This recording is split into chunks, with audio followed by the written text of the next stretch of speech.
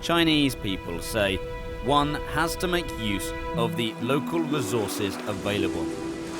This is not only an example of people adapting to their local conditions, it is also a natural way of living according to Chinese characteristics. They take great advantage of every inch of ground that they stand on, and their ability to seek out food is instinctual. From the fertile and rich plains to the plentiful rivers and lakes, from the cold and desolate plateau to the urban landscape dominated by high-rises, where there is green, there is harmony between the sky above and the people below. Pan Yin-shao and Huang Lanrong are natives of the Zhuang ethnic minority of Guizhou province. They live in Xiaorao village, over 300 kilometers away from the capital city of Guiyang. The stems which they are picking give off a fresh fragrance.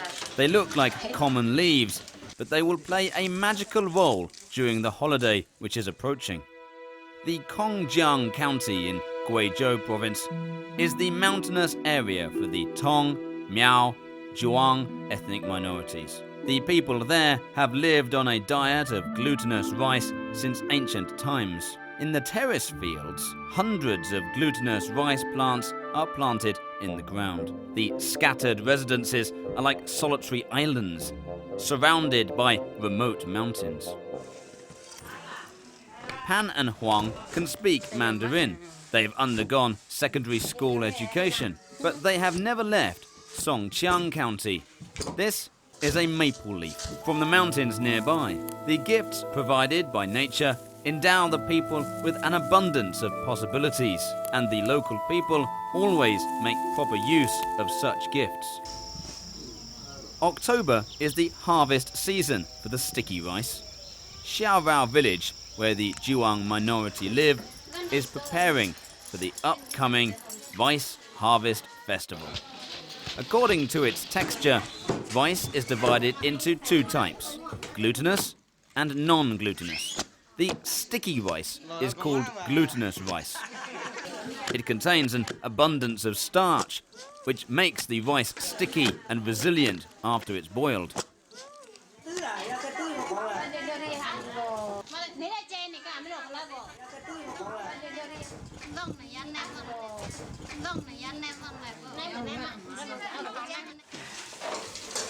Pan and Huang prepare to cook the leaves in the boiling water.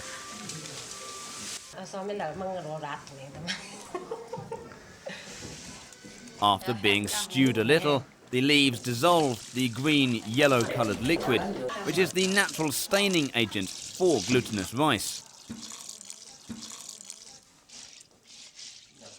The soaking glutinous rice turns black after it's boiled. Now they are using another plant to dye the glutinous rice yellow. Dyeing the food using plants is an ancient method. It not only provides a remote and solitary community with the joy of colour, but also preserves the natural character of the food. The rice is incredibly rich in fatty oils, which helps ward off hunger. It's deemed by local people as the most reliable foodstuff available. Jiache village, not far from Xiaorao village, also grows glutinous rice. This is Miao ethnic village. Wang Xiaozhong is 58 years old. People of his age are referred to as sticky rice children by the locals. It means that the village elders were raised on a diet of sticky rice. In the 1960s, in order to increase the output of rice, the government introduced a variety of productive non-glutinous rice. As a result, the younger generation were raised on this non-glutinous rice. But for Wang Xiaozhong, eating glutinous rice is the only way that he believes that can make him strong. The terrace fields in the mountains are not suitable for mechanized harvest methods. so the people there still use the traditional methods. Compared to the plains, growing rice on the steep and barren mountains requires a higher level of wisdom. Alongside the mountain, Wang's ancestors created this area using their hands. In ancient times, sticky rice was the main source of food for the Wu and Yue nations in the Yangtze River Basin. During the Qin and Han dynasties, ethnic groups from the north expanded to the southern regions and introduced sticky rice to this area. But the sticky rice was not the only gain that the region acquired.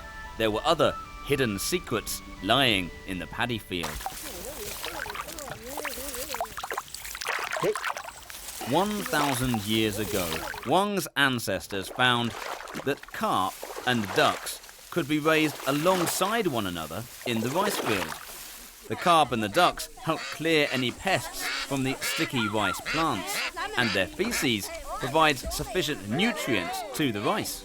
As a result, pesticides and fertilizers have never been used in the soil here. The quality of sticky rice is excellent, but the yield of the plant is only half that of the paddy rice. The cultivated area for glutinous rice in China accounts for less than 5% of the area for paddy rice. But the people in the mountains still spread seeds according to the practices of their ancestors. They also live on the sticky rice. These ancient varieties of sticky rice are genetically diverse. Their presence provides the dinner tables of today and tomorrow with incredible value.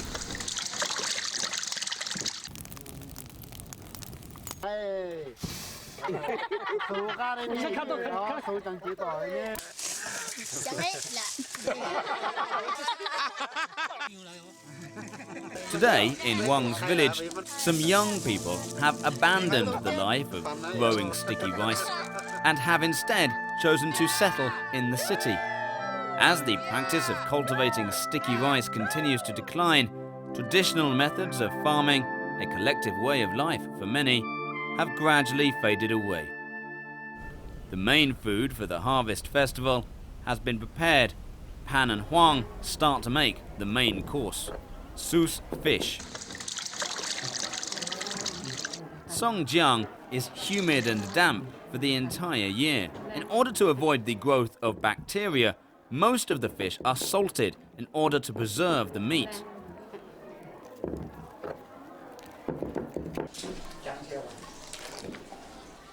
Locals believe that spices help them remove moisture from the body. The special taste of litsea, pungence and acid from the fermented galangal form the unique flavour of the sour fish soup, a speciality dish of the Zhuang minority in the county. The county feast is about to start.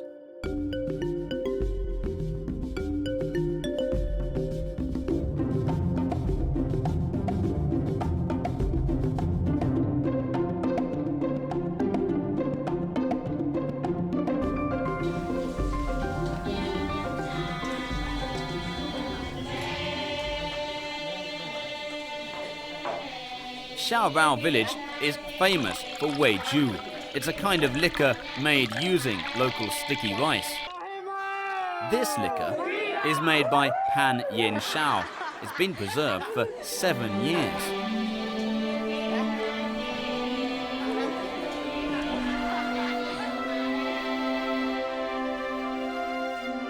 The long table banquet can display group cooperation and sharing. As an intangible cultural heritage, it has now come to the world's attention.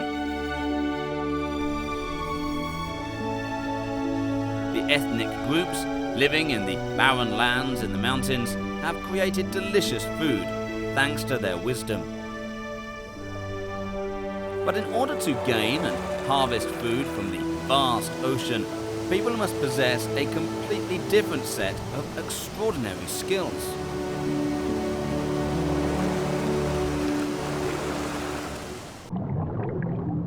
Wang Defeng is a new diver. His master Wang Shuhui is also young, but he has 15 years worth of diving experience. It's summer now, but this outfit is still not enough to resist the cold water. Today is the first working day for Wang Defeng. Wang Shuhui will lead him to complete this unusual journey.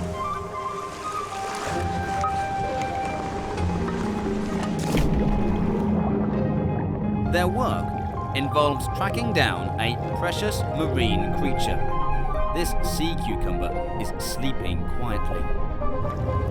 But its summer plans for relaxation are about to come to a sudden end.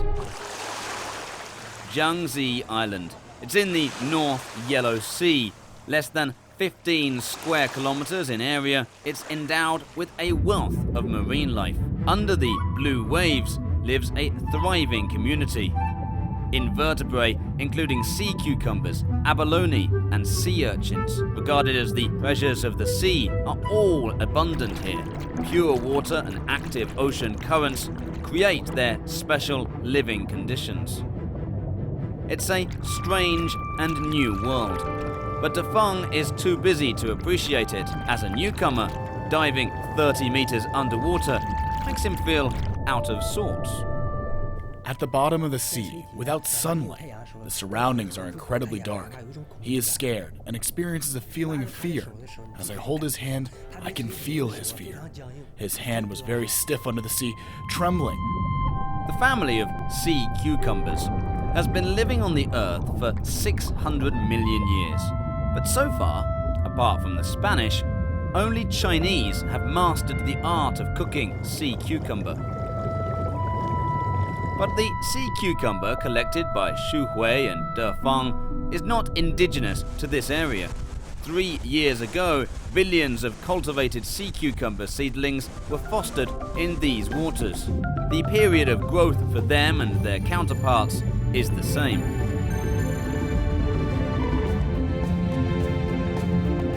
Several varieties of marine life, including abalone, scallops, and sea urchins, are all fostered using the same methods. 2,000 square kilometers of sea off Jiangxi Islands has become China's, possibly even Asia's, largest marine pasture. This is an example of cooperation between humans and nature. It's allowed man to realize the dream of taking advantage of the ocean with a minimal amount of ecological damage.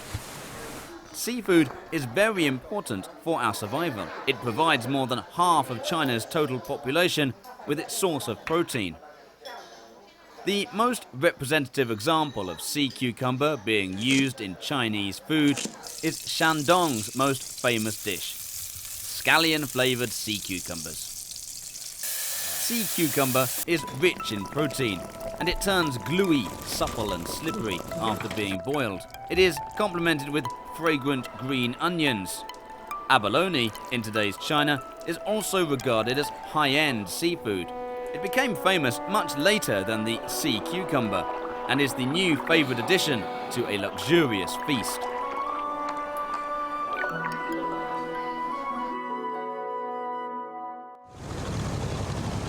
The generous profit to be made from seafood inspires the sea explorers.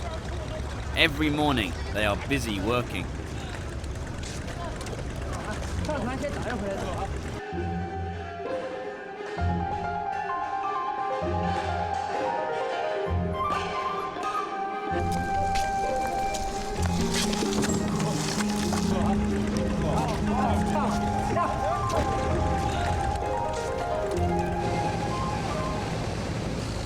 Anchored ships are arranged in different areas. Ocean currents in this stretch of sea area are very active. People have been washed away in such conditions, and it's very hard to stem the currents. However, the worse the environment is, the richer the profits. Underneath the currents on the seaweed-covered rocks rests the freshest seafood, abalone. Abalone likes to hide in the gaps between rocks where it can evade capture.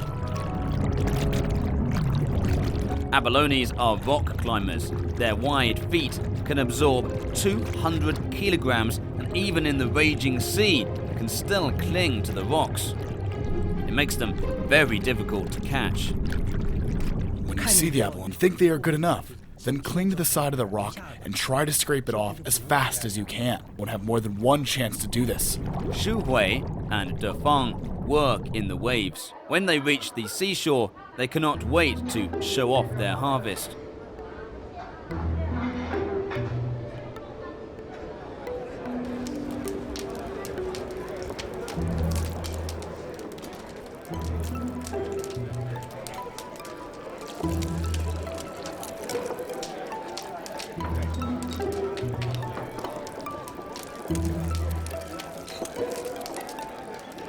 One rare type of seafood is not present, because the season for it is approaching.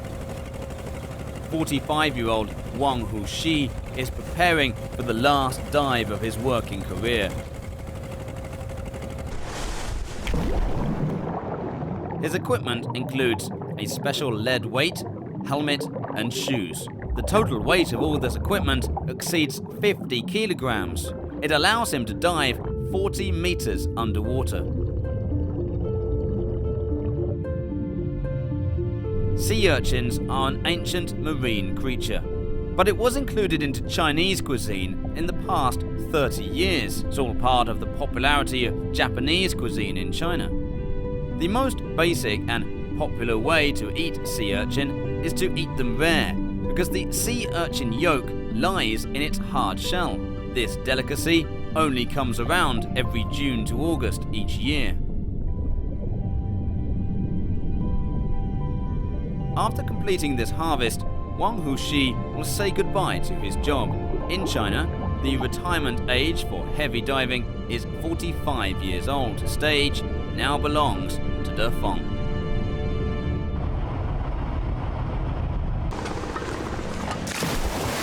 It's an arduous task. Within 6 hours, De Feng and Xu Hui have to go back and forth several times. Continuously going up and down. The highest record for a harvest of scallops from under the sea is about 2,500 to 3,000 kilograms. In the large restaurants in Dalian, when I see people eating abalone, scallops, and sea cucumber, I have a feeling of pride. These were all picked up one by our divers.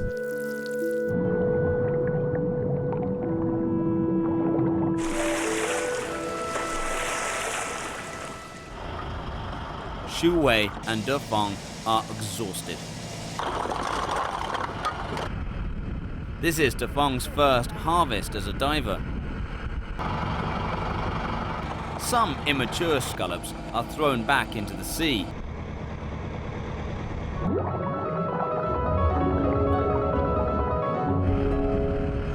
It's not easy to harvest marine life from the waters. People from Jiangxi Island explore treasures in the sea, while people living beside Taihu Lake enjoy being able to eat the fruits of such hard labor without the need to toil. In October, during the period of full moon as the northwest winds approach, crab Little Tai quietly climbs out of the water. The day has arrived for it to set off. The ancient instinct to breed in the ocean drives Little Tai and its companions to leave the lake and find their way to the wide open ocean.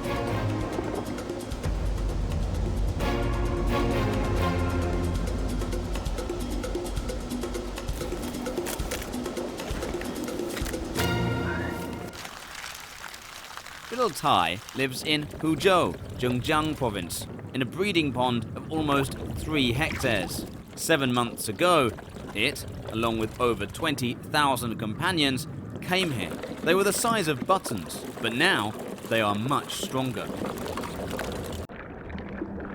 A few days ago, Little Tai shed its outer exterior for the 19th time. This is the most important and final time for it to shed its exterior. It marks the moment that it becomes a real hairy crab.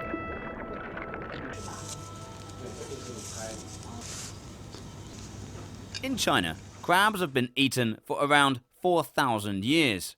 Chinese people, familiar with the ways of cooking, advocate simple ways to steam crab. Steaming is the best way to preserve the natural taste of eating crab. The part of the crab recommended as being the freshest is in the main shell. But unless one has enough skill and patience, most will be unable to make the best use of it. Crab has had its position in Chinese cuisine all the time. Compared with the past, few people today eat wild river crab. The scientific name of the river crab is Eriochia sinensis.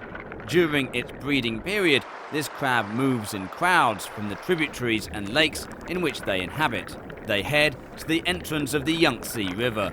Because of ecological environmental changes, today, the wild river crab is extremely rare.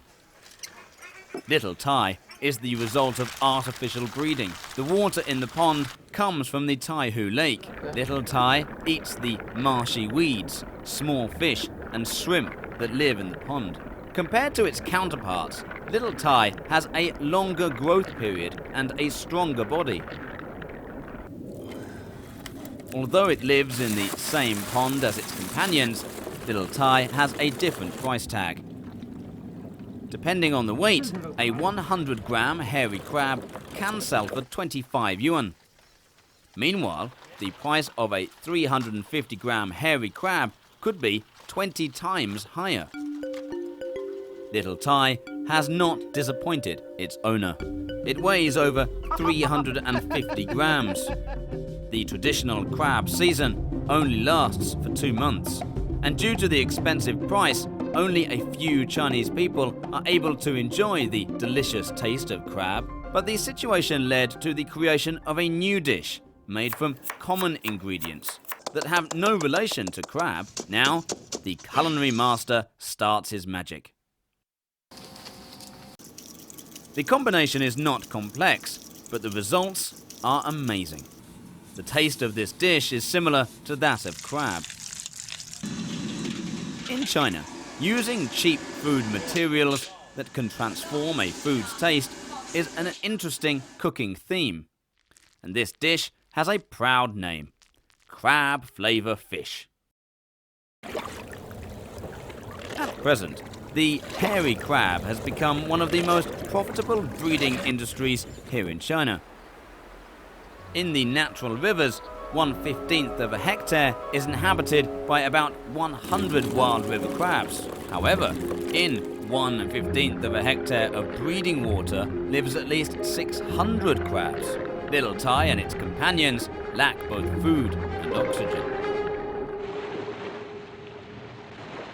The crab breeder needs an assistant to get reeds from the Taihu Lake and put them in the breeding waters. These reeds can purify the water and thus feed the crabs.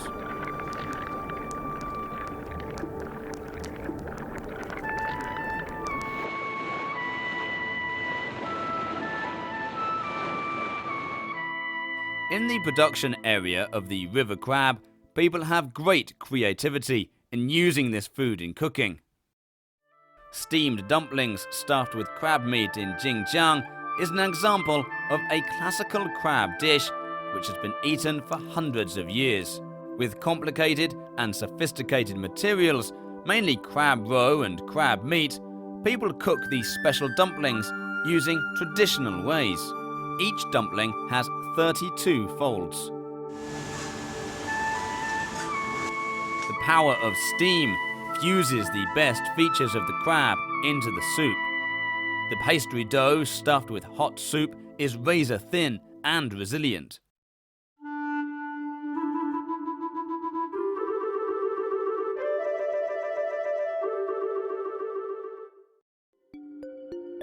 The secret of the pastry is kept by its producers. This unique skill is not only a challenge for chefs, but also for diners.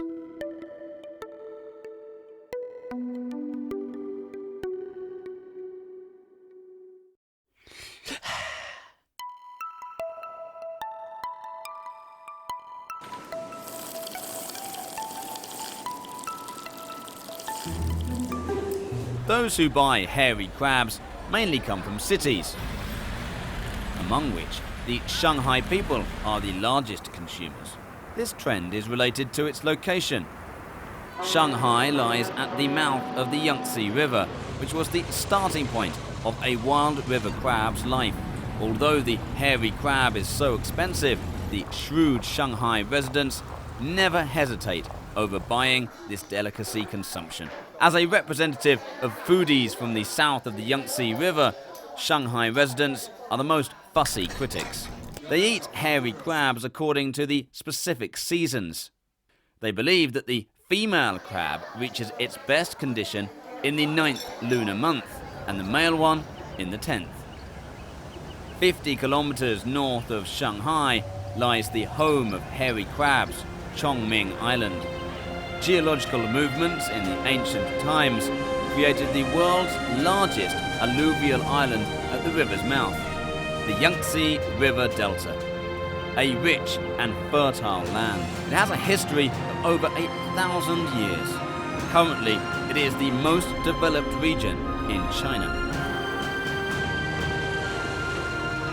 During the vast urbanization process, the city of Xinhua in Jiangsu province, lying in the north of the Yangtze River Delta, seems to have been forgotten by time. On a hot summer afternoon, Xia Juntai and Wang Yuanfeng are boating in a lake. They're there to irrigate a tall and water-thirsty vegetable. This kind of unique land under their feet is Duotian.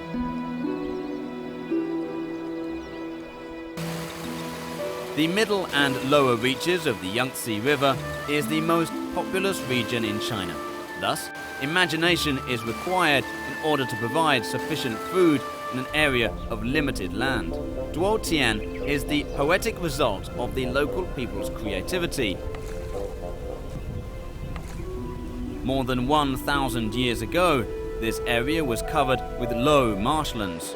In order to prevent floods, people stacked up soil above the water level. The sludge left behind by the floodwaters was duotian. Among all rich vegetables growing here, the robust taros make up the majority. The duotian, surrounded by waters, are able to meet the great demand of this plant. It's all thanks to the presence of the water. There is little room for Xia to stand. And what's more, the taro's stem and leaf is as tall as a human being. The scooping ladle is a tool made by the farmers themselves. When using a long bamboo stick appropriately, one can spread water high and far. Xia has to water the taro 4 times every day for an hour each time. This ensures that the taro receives the water. When the sun burns, the more you water it, the faster it grows. 49-year-old Xia has 2 sons. Both of them work in the city. His wife is his only assistant.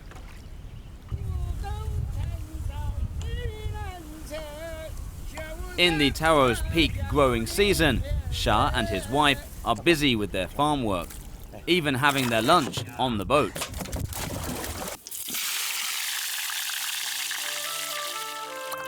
Many wild fish live in the lake. Catching a fish and boiling it in lake water makes for a delicious picnic. In the summer, fertilizing is another important aspect of Xia's work. Fertilizer lies under their feet. Lake sludge mixed with reeds is the best organic fertilizer. Xia and his wife tend to after the taros, just as they would tend to their own children. In the autumn, the taro's leaves begin to wither away, while its roots become mature. This taro is really big, about 3.5 or 4 kilograms in weight. The edible part of the taro is its large corm. Taro is highly nutritious and easy to store. Over the past 2,000 years, taro has been widely grown in the southern part of the Yangtze River basin. The Longshang taro, with its smooth skin, looks sturdy and cute. It is the pride of Xiajiantai. The Longshang taro grown on the Duotian is gentle and elegant. In ancient times, grain harvest was unstable. As a result, taro became an important food for preventing hunger. When taro harvest season arrived, crabs in the lake are also getting fat. On the menu of the Huaiyang cuisine, the local flavoured tofu stuffed with crab roe still remains. Cooked in oil, the crab roe gives off a pleasant fragrance. Mild tofu and taro become bright and sleek after being mixed with crab roe. But in Shah's view, taro with stewed pork in brown sauce is much more delicious. Taro and pork is cooked in soy and vinegar. The pork smells fragrant and is not oily, and the taro fully absorbs gravy. In Xinhua, people cannot do without the taro when festivals arrive.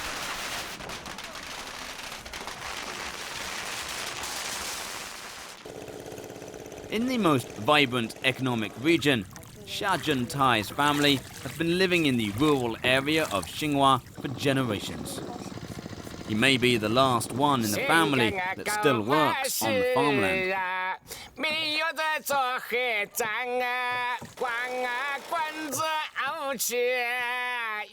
However, he still enjoys everything here.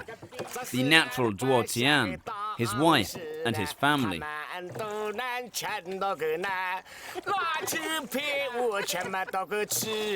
Along the existing lake and riverbank, Xianghua people build Duotian and grain abundant fruits as a result.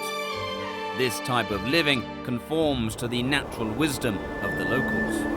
But on the plateau, 3,000 to 4,000 meters above, the harvest of any kind of crop deserves a huge celebration. On an August morning, it is still chilly on the plateau. Sung Ye gets up early today. It's a significant day. Her other family members are still fast asleep. Sung Ye is the most capable member of her family. 2 days later, the barley grains on the rolling highlands will be turned into fine wine. A new day starts with high expectations. The Qinghai Tibet Plateau is regarded as the roof of the world. Yalung Tsang Po River runs through mountains towards the bottom of the valley in the southern heart of Tibet, the richest agricultural area in Tibet, Shigatse. The Tibetan people here have been planting highland barley for generations. It is a staple food of the people here. Thanks to the nutrition and energy they receive from the plant, the people are able to survive on the lonely plateau. Water in the pot has been completely absorbed by the highland barley. The next procedure is crucial.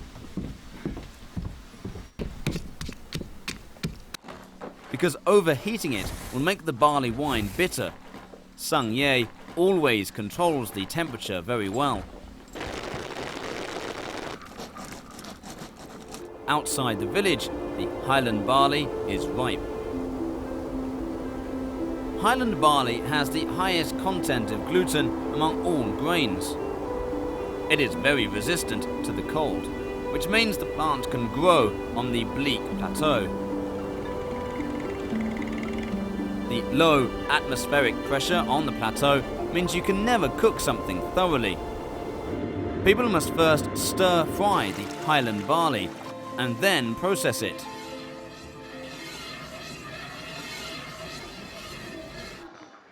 Samba is the final form of highland barley as a staple food.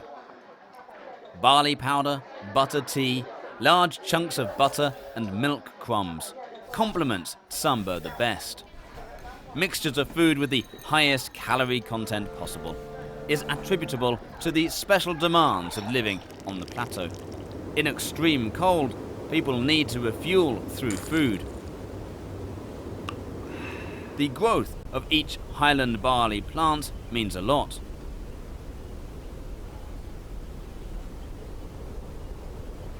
The Encore Festival, falling before the barley harvest, is the grandest event of a year. Walking around the farmland is the most essential ritual during the festival. Every family chooses their significant members to participate in the ritual. This ancient ritual has a history of over 1,000 years in Shigatse, passed on from generation to generation, and is a crucial time for people to express their respect and thankfulness. We thank God. It is God who grants highland barley to the plateau. The barley raises us, and we depend on it to survive. We pray to God for favourable weather and for a good harvest of highland barley.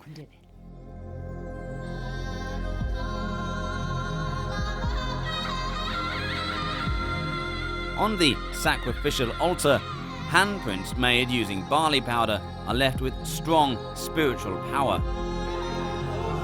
People believe that the sound of prayer is able to reach the heavens.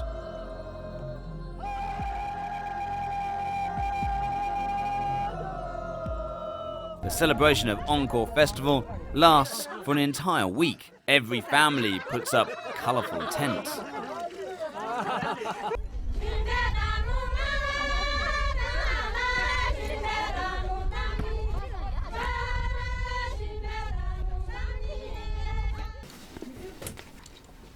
Sung Ye finishes the barley wine. At the Encore Festival, women in our village have to make barley wine. I hope everyone likes my wine.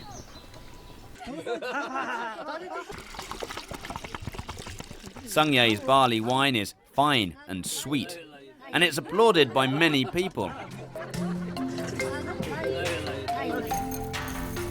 Food in Tibet, like everything on the plateau, is natural and simple. The simplicity is also won a place in cities thousands of miles away. The food materials are natural, but they can be combined and cooked in various ways. For many inland people, things on the plateau are mystifying and captivating. The busy harvest has started. The cold weather ripens the highland barley 2 months later than inland grains. Harvest falls during the rainy season. Regardless of which family the barley belongs to, neighbours come to help in order to reap and dry the barley during the sunny days.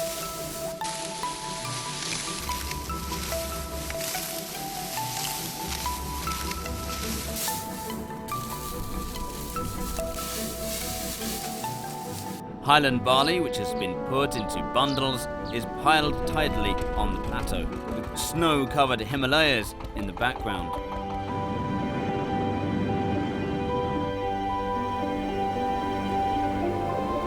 These farmers nearest to the sky find it hard to imagine how people in popular cities could ever possibly feel the true sense of nature.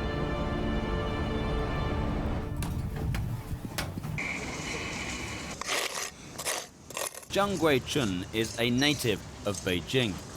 In the morning during springtime, he does not follow the usual patterns of his neighbours, such as walking with caged birds or practicing Tai Chi. For Guichun, the hobbies of Beijingers have been replaced by seedlings growing on the roof.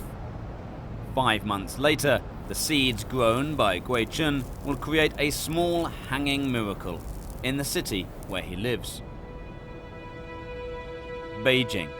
It's the largest city in North China. It accommodates over 20 million people. Over the past 800 years, it became the capital of several dynasties. Today, it is a prosperous international metropolis. High-rises surround the ancient Forbidden City, and the streets and alleys are full of different tastes.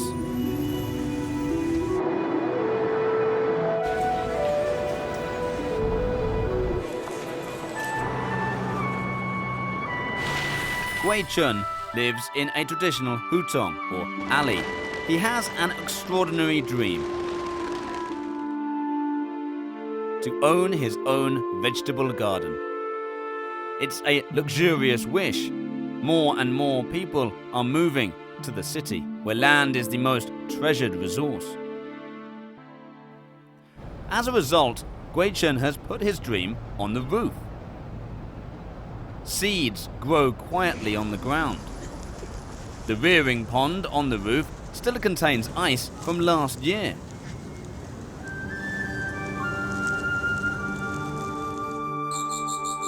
When summer comes, Guichen's roof is transformed.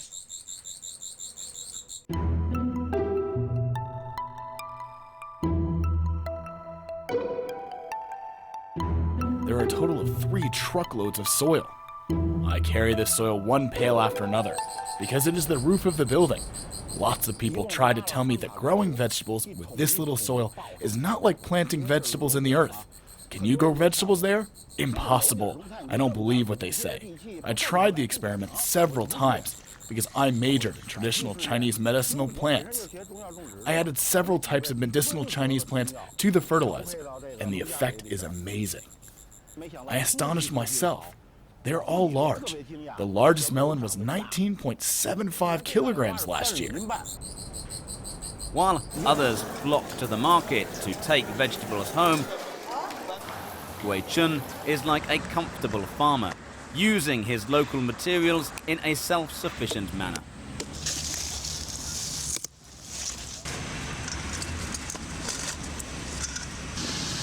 The tomatoes Guichen grows are sour, sweet and fresh. The old taste, several decades ago, inspires a certain amount of nostalgia. Guichen, who moved his vegetable garden to the roof, has his own ideas on how to eat. Kushaw flowers in bud are the delicacy of his rooftop creations. They're not sold outside. This is a self-made delicacy, fried slowly and evenly in warm oil and gradually twisted. The Kushaw flowers will turn yellow very gradually. The dish is very pretty. Add some salt and pepper and then enjoy. The dish is delicious and tender with a crispy crust.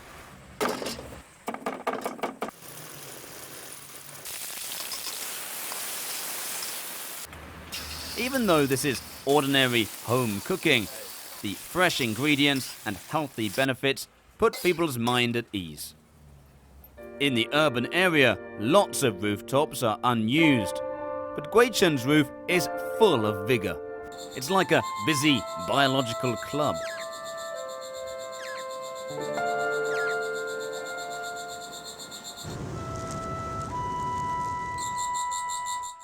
Don't stay caged up inside. It's so boring. Going anywhere, it's fine. Get back when dinner starts. This is an ideal habitat. The rooftop garden. From the first day of construction, it was clear that Guichen faced a huge test when the sun beat down oppressively at noon. The 15-centimeter deep soil couldn't retain any water.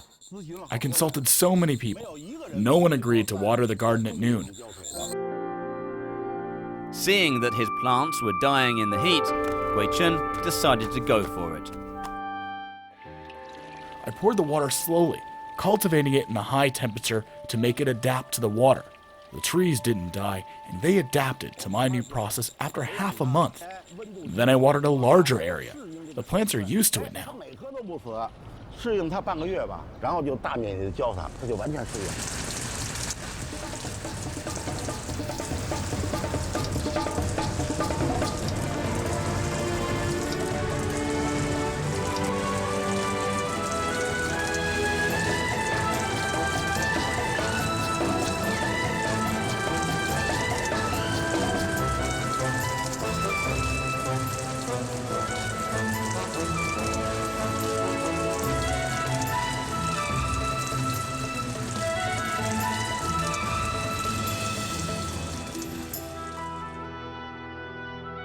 In summer, the urban area is now surrounded by the tropical island effect. The heat irritates people, but Guichen's roof garden is a cool and refreshing world. On the green roof, with an area less than 100 square meters, each leaf is purifying the urban air. This is the gift that Guichun is giving back to the city. The autumn starts today. Guichun wants to invite his neighbors to eat dumplings.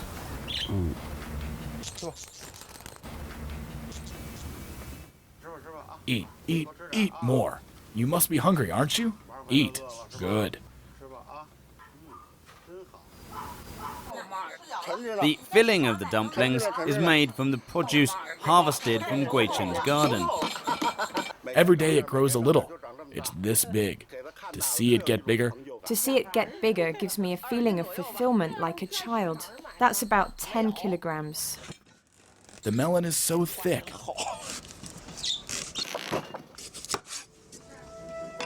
At the beginning of autumn, the weather starts to turn cold. Chinese people from the north like to eat dumplings. This custom is known as sticky autumn fat in Beijing. The dumplings containing vegetables and meat are the ideal source of energy for common people. Would you mind if I sing for you a little? 火红的太阳刚出山，朝霞铺满了半边天。从公路上走来了人两个，一个老汉，一个青年呐。This is my first time eating this. Is it good? It is delicious.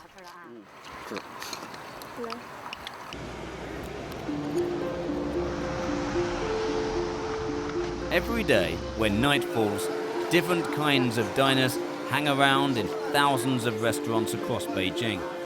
In these restaurants, manna of all food is gathered from across the nation and from abroad. But Guichun and his neighbors also enjoy their food, produced by themselves and nature. Stand still. Look at me. Listen. Don't run far away while playing outside. Stay away from those big birds. Be back when it rains. Go, go, outside and play. In various regions, Chinese people use their own wisdom to get the most out of nature. This wisdom is a product of respect towards the heavens and a sentimental attachment to the earth. A writer describes the simple life view of Chinese people in the following words: no matter whether they plow with their heads down or they bow their heads to eat, they will never forget to raise their heads to the sky.